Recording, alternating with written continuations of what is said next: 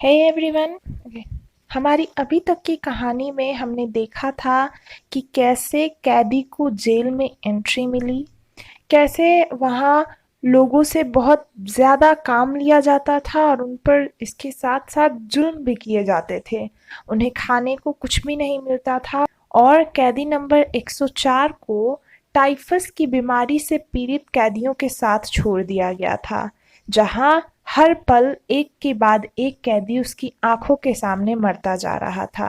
कैदी बताता है कि अब उन लोगों को मात्र रोटी, केक और गर्म पानी के सपने देखते थे। सभी लोग बस उसी दिन का इंतजार कर रहे थे जब वे यहाँ से रिहा होकर अपने घर लौटेंगे और अपने परिवार वालों के साथ बैठकर हंसी खुशी खाना खाएंगे।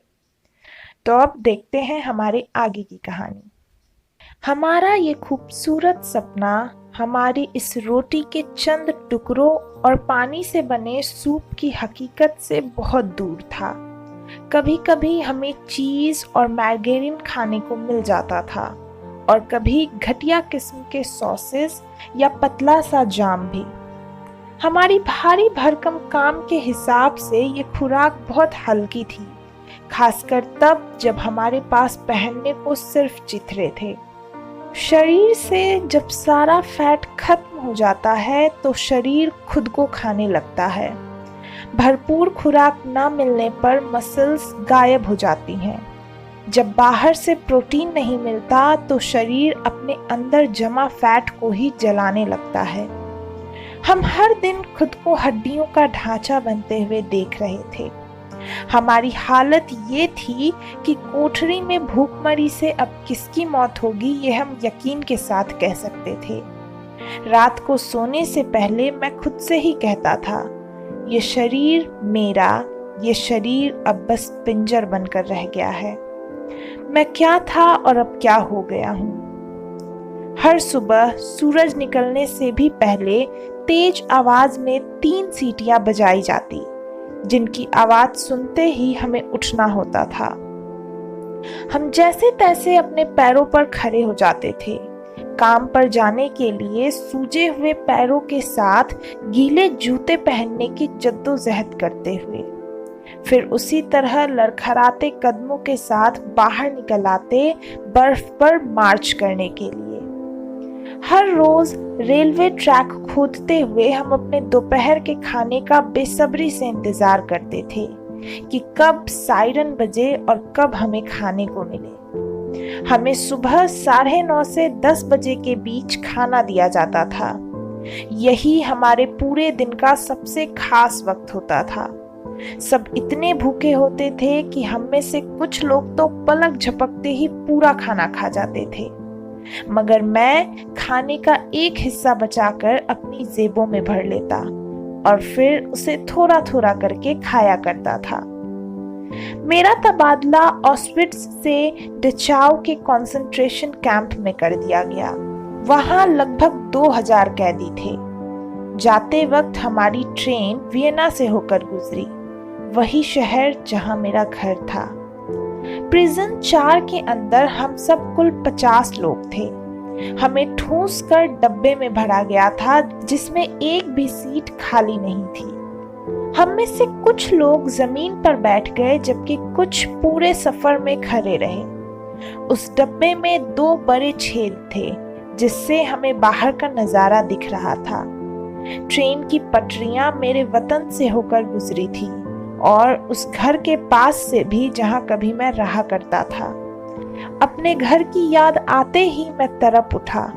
मैंने बाकियों से मिन्नत की कि वे मुझे थोड़ी सी जगह दे दें ताकि छेद में से मैं अपना घर देख सकूं, मगर मेरी बातों और मेरे जज्बात का उन पर कोई असर नहीं हुआ। किसी को भी कोई फर्क नहीं पड़ता था कि मैं अपना घर देख सकूं, कुछ पल के लिए ही सही, मगर उन लोगों ने मुझे छेद तक पहुंचने की जगह नहीं दी। बल्कि उनमें से एक कैदी ने ताना मारा, तुम इतने साल तक यहाँ रह चुके हो, अच्छा फिर तो तुम पहले ही इस जगह को अच्छी तरह देख चुके होगे। जीवन का अर्थ समझने की कोशिश करता इंसान। 1945 की सर्दियों से लेकर बसंत का मौसम आने तक ऑस्विट्स कैंप में टाइफस कहर फैला रहा था। लगभग सभी कैदी इसका शिकार बन चुके थे। कई लोग इस बीमारी से मर भी गए थे। जो बीमार थे उनके लिए अलग क्वार्टर्स का इंतजाम किया गया था, मगर वहां किसी भी तरह की दवा या कोई डॉक्टर नहीं था। मैं भी इस बीमारी के चपेट में आ गया था। इसके असर से बचने के लिए मैं सोता नहीं था, बल्कि अपने दिमाग में लेक्चर्स तैयार करता था। जिस दिन हमें कैंप लाया गया था, उस वक्त मैंने अपनी सभी मैन्युस्क्रिप्ट वहां जमा करवा दी। खुद को बिजी रखने के लिए मैं कागज के छोटे छोटे टुकड़ों पर लिखा करता था। कोई कैदी भले ही शारीरिक और मानसिक तौर पर टूट जाए, मगर उसकी आत्मा को आप मार नहीं सकते। विश्वास में वो ताकत है जो हमें बदतर हालात में भी जिंदा रखती है। हम में से कुछ लोग दिन भर काम के बाद अपनी कोठरी में प्रेयर करने के लिए इकट्ठा होते थे। कैंप सर्वाइवल के बारे में एक गलत धारणा है। वो ये कि जो सर्वाइव कर लेते हैं वे शरीर से मजबूत होते हैं, मगर ये सच नहीं है। यहाँ वही सरवाइव कर सकता है जिसकी रूह ताकतवर होती है, जो ऊपर वाले पर पूरा विश्वास रखता है कि उसके घर में देर है अंधेर नहीं। सेंसिटिव, इंटेलेक्चुअल्स और थिंकर्स जैसे लोग ही अकेलापन और निराशा के पलों में खुद को संभाल सकते हैं, क्योंकि उन्हें अपनी आत्मा की गहराइयों में सुकून का एहसास होता है। भले ही बाहर से उन्हें दर्द या तकलीफ झेलनी पड़े, मगर उनकी आत्मा आकाश में उड़ते पंछियों की तरह आजाद होती है। जब कोई तुमसे तुम्हारी हर चीज छीन ले, तुम्हारा काम, तुम्हारी खुशियां, तुम्हारा परिवार, यहाँ तक कि तुम्हारी पहचान भी, तो आप कैसे जिंदगी के मायने ढूंढ सकते हो? जब सर पर हर वक्त मौत का खतरा मंडरा रहा हो, तो शरीर भी सूख कर कांटे होने लगता है। ऐसे में कहीं भी उम्मीद की किरण नजर नहीं आती। तो ऐसे जिंदगी के मायने ही क्या है? एक कैंप प्रिजनर ऐसी जिंदगी से भला क्या उम्मीद कर सकता है? क्या उसके पास अब भी कुछ बचा है जो उसके जिंदा रहने की वजह बन सके? या इससे बेहतर वो तो हार मानकर जीने की आशा ही छोड़ दे। जैसा मैंने कहा कि मैं कैंप में कोई साइकाइट्रिस्ट नहीं था, पर मैंने वहां रहते हुए उन कैदियों को बहुत करीब से देखा था। उनके हर साइकोलॉजिकल रिएक्शन को बारीकी से समझा था। हमारे रोजमर्रा के भूख, जुल्म और मौत की जंग से मैं अपनी लोगोथेरेपी की पढ़ाई भूल गया था, और मैंने ये भी जान लिया था कि ये प्यार भरी यादें और कुदरत की खूबसूरती का ही कमाल है जो ऐसी जिल्लत भरी जिंदगी में भी कैदियों को जीने की एक वजह दे रही थी। मैंने अपनी कोठरी में बैठकर इस किताब का मैन्युस्क्रिप्ट लिखना शुरू कर दिया था। कई बार जरूरत पड़ती तो मैं अपने साथियों की काउंसलिंग भी करता था। आखिर हम सब आजादी की उम्मीद का चिराग अपने दिलों में जलाए बैठे थे। यहाँ से निकलकर दोबारा जिंदगी जीने का ख्वाब हम सब देखते रहते थे, और अगर आजाद होने के बाद कुछ ना बन सका तो जिंदगी की नई शुरुआत करने का सपना भी हमारे मन में था। और सबसे जरूरी बात तो ये थी कि हम अभी जिंदा थे, हमारी सांसें सही सलामत थी, और जब तक जिंदगी है तब तक उम्मीद है। एक दिन सुबह बहुत जल्द ही हम अपने काम पर निकल गए थे। गार्ड्स हम पर चिल्ला रहे थे, टुकड़ी आगे बढ़ाओ, बाएं 2 3 4, बाएं 2 3 4, बाएं 2 3 4। जो धीरे चल रहे थे उन्हें लातें पड़ रही थी। हम पानी से भरे हुए गड्ढों और बड़े बड़े पत्थरों से टकराते हुए उस अंधेरे में चलते रहे। तभी अचानक मेरे आगे वाला आदमी मेरे कानों में फुसफुसाया, क्या होगा अगर हमारी बीवियां हमें ऐसे देख लें? यही अच्छा होगा अगर उन्हें ये सब पता ही ना चले। उस आदमी की बात सुनकर मुझे मेरी पत्नी की याद आ गई। मैंने आसमान की तरफ देखा। उसका चेहरा मेरी आंखों के सामने तैरने लगा। सूरज की पहली किरण के साथ उसकी मुस्कुराहट मेरे चेहरे पर फैल गई थी। उस दिन पहली बार मुझे प्रेम भरी कविताओं और गानों का अर्थ समझ आया। इंसान की मुक्ति प्रेम में है, केवल प्रेम में। मैं वो आदमी था जिसके पास कुछ नहीं था, जो इस वीराने में इतनी तकलीफें झेल रहा था, फिर भी मेरी प्यारी बीवी की याद ने उस एक पल को खुशियों से भर दिया था। मैं दिल ही दिल उससे बातें करने लगा। उसके बारे में सोचते हुए मैं सवाल पूछता रहा, वो उन सवालों के जवाब देती रही। मेरे आगे चलते हुए लोग गिर रहे थे, गार्ड्स से कोड़े खा रहे थे, मगर मैं अपने ख्यालों में डूबा था। जल्द ही हम वर्क साइट पर पहुंचे। सब अच्छे टूल्स लेने के लिए कोठरियों की तरफ भाग रहे थे। हमने काम शुरू कर दिया। पीछे से गार्ड्स का चिल्लाना जारी था। जरा तेज हाथ नहीं चला सकते क्या जानवरों? मैं अपनी पत्नी के ख्यालों में खोया रहा। वो जिंदा है भी या नहीं ये तक मुझे मालूम नहीं था, मगर मेरी उम्मीद बरकरार रखने के लिए सिर्फ उसकी याद ही काफी थी। मेरी रूह, मेरा अस्तित्व उसके प्यार से सरोवर था। फिर चाहे वो मेरे पास थी या दूर, जिंदा थी या नहीं, इस बात से क्या फर्क पड़ता था। जिसे हम बहुत चाहते हैं उसका प्यार ही उसे हमारी यादों में जिंदा रखता है, हमेशा हमेशा के लिए। यही तो लोगोथेरेपी का मतलब था।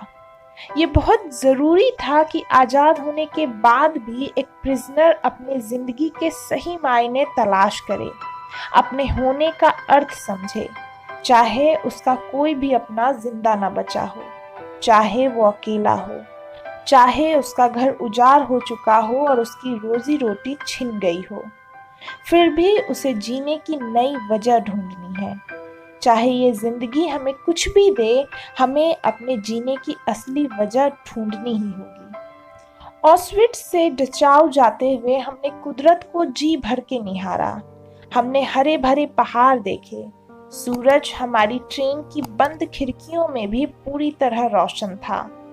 हमने आसमान को अनेक रूपों में देखा, नीले से लाल रंग बदलते हुए। कुदरत को इतना खूबसूरत हमने पहले कभी नहीं पाया था। कुछ पलों के लिए ही सही, पर हम इन नज़ारों को देखकर बेहद खुश थे। मेरा एक साथी खुशी से बोला, ये दुनिया कितनी सुंदर है। फेज 3, आजादी। जो कैदी बीमार थे उन पर सिर्फ इतना रहम किया जाता था कि वे एक कोठरी में जाकर अपना सारा दिन बोर्ड्स पर लेटे रहते थे। उनसे कोई काम नहीं लिया जाता था। इसके बदले में उन्हें बाकियों के मुकाबले ना सिर्फ घटिया दर्जे का खाना दिया जाता, बल्कि कोई दवा या दूसरी मेडिकल सप्लाई भी नहीं मिलती थी। एक डॉक्टर ने टाइफस के रोगियों के इलाज में मेरी मदद मांगी। मुझे बावेरिया में बीमार लोगों के कैंप में भेजा गया। वहां मुझे 50 मरीजों से भरे हुए एक कोठरी में मदद के लिए रखा गया। वे सब बुखार से तप रहे थे और अपने होश में नहीं थे। अपने कोठरी के लिए मेडिकल सप्लाई लाना ही मेरा काम था, जो केवल 10 बुखार की गोलियां थी। जो बहुत सीरियस होते थे, केवल उन्हें ही एस्पिरिन की आधी गोली दी जाती थी। लाइलाज मरीजों के लिए कोई दवा नहीं थी। मैं हर बीमार कैदी की नब्ज चेक करता था। अपना राउंड पूरा करने के बाद मैं एक कोने में बैठ जाता था, जहां से मुझे लैंडस्केप नजर आया करता। मेरे चारों तरफ कीड़ों से भरी हुई लाशें पड़ी रहती थी, मगर मैं बाहर के नज़ारे देखता हुआ उन लम्हों में खो जाता था। कंसंट्रेशन कैंप में हालात बद से बदतर होते जा रहे थे। कुछ कैदी अपनी भूख मिटाने के लिए नरभक्षी बन चुके थे। हम लड़ाई के मैदान में खड़े थे। उसी दौरान मैंने अपने एक साथी के साथ मिलकर भागने की कोशिश की। कैंप के बाहर उसका एक साथी हमें नकली डॉक्यूमेंट्स और यूनिफॉर्म्स के साथ मिलने वाला था, जिससे हम वहां से निकल सके। हम कुछ एक सामान चुराने के लिए अपनी कोठरी में वापस आए। मैंने एक बैग में टूथब्रश, खाना खाने का बर्तन और फटे हुए दस्ताने डाल लिए। पहली कोशिश में ही मैं पछतावे से भर गया। मैं ऐसे कैसे अपने बीमार साथियों को छोड़ सकता था। मैंने आखिरी बार एक राउंड लगाने का फैसला किया और जब मैं राउंड लगा रहा था तो उनमें से एक बीमार कैदी ने पूछा, क्या तुम भी बाहर निकल रहे हो? मैंने उसकी आंखों में गहरी उदासी और ढेर सारा दर्द देखा। मैंने बाहर इंतजार कर रहे अपने साथी से कहा कि मैं नहीं भाग पाऊंगा। लेकिन कैंप में मेरा आखिरी दिन भी आया जब बैटल फ्रंट हम तक पहुंच गया था। सारे गार्ड्स और कैपोस भाग चुके थे। सभी कैदियों को बड़ी तादाद में वहां से ले जाया जा रहा था। सबको सूरज डूबने से पहले वहां से निकलना था क्योंकि वे लोग पूरा कैंप जलाने वाले थे। बस केवल वही लोग कैंप में बच गए थे जो बीमार थे। वे अभी भी कोठरियों में बुखार और बेहोशी की हालत में पड़े हुए थे। मैं और मेरा साथी वहां से निकलने के लिए तैयार थे। हमें 3 लाशों को कैंप के बाहर दफनाने का आदेश दिया गया। हम दोनों बारी बारी से अपना रक्सैक्स ले आए। हम भागने ही वाले थे कि तभी कैंप के गेट खुले। बड़े से रेड क्रॉस के झंडे वाली एक कार अंदर दाखिल हुई। ये इंटरनेशनल रेड क्रॉस का डेलीगेशन था। उन्होंने कहा कि हम सब अब सुरक्षित हैं। सबको दवाइयां और सिगरेट्स बांटी गई। सबको वहां से बाहर निकाला जा रहा था मगर मैं और मेरा साथी पीछे छूट गए थे। हम टाइफस के मरीजों के साथ कोठरी में रुके रहे। आधी रात को डॉक्टर्स आए और चिल्लाए कि हम खुद को कवर कर लें। हमें गन शॉट्स, कैनन और राइफल्स की आवाजें सुनाई पड़ रही थी। हम जंग के मैदान के बीचों बीच थे मगर सुबह की पहली किरण के साथ ही सब कुछ थम गया था। कैंप के बाहर एक सफेद झंडा फहरा दिया गया था। मेरे नंबर 119-104 के सफर का वो आखिरी दिन था। तो दोस्तों, आपको आज की हमारी ये summary man's search for meaning कैसी लगी नीचे कमेंट करके ज़रूर बताएं और इस समरी को अपने दोस्तों के साथ शेयर करना ना भूलें। Thank you.